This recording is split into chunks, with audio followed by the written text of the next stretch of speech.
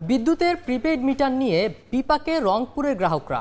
তাদের অভিযোগ, জোর করে প্রিপেইড মিটার স্থাপন শুরু করেছে নর্দার্ন ইলেকট্রিসিটি পাওয়ার কোম্পানি নেসকো। দফায় দফায় প্রতিবাদ জানালেও কর্ণপাত করছে না কর্তৃপক্ষ, উল্টো মামলার ভয় দেখানো হচ্ছে। বিশেষজ্ঞরা বলছেন, মিটার পরিবর্তনের আগে গ্রাহকদের কথা বিবেচনা করেই সিদ্ধান্ত নেওয়া উচিত। তরিকুল ইসলামের ছবিতে আব্দুর রশিদ জীবনের রিপোর্ট।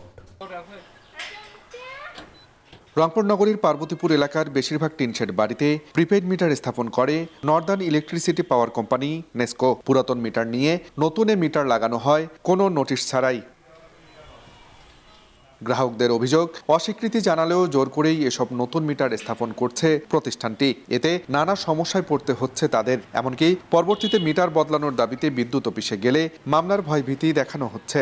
আজকে নেওয়া লাগবে, মিটারটা কত করে কিভাবে নেবেন, 50 টাকা করে দেওয়া লাগবে। ওনার সাথে আমার দেখাই হয় নাই, আর কি কব।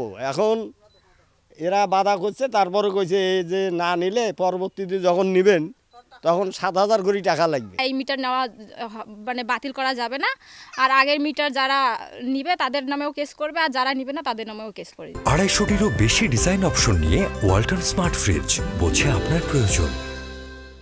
এদিকে অতিরিক্ত দাম, রিচার্জের সমস্যা, হিডেন চার্জ সহ বিভিন্ন অসুবিধার কথা জানিয়ে প্রিপেইড মিটার বন্ধের দাবি জানিয়েছে বিভিন্ন সংগঠন। যেখানে দাম 2,500 টাকা, সেই মিটারের দাম 8,000 টাকা কেন নেবে? এটা নিয়ে আমরা মানুষের মধ্যে যে বিক্ষোভ, বসন্ত, সেটা আমরা দেখেছি।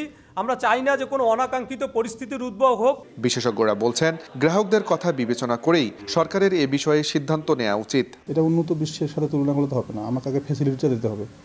আমাকে তো গ্রাহক লেভেলে আগে সেভাবে ফিল্ডটা তৈরি করতে হবে। একটা জিনিস আমি চাপাই দিলাম, আসলে সেটা আমি নিতে পারবো কিনা, আগে আমার তো মাঠটাই প্রস্তুত না। এ বিষয়ে ক্যামেরার সামনে কোনো কথা বলতে রাজি হয়নি নেসকো কর্তৃপক্ষ। আব্দুর রশিদ জীবন, সময় সংবাদ, রংপুর।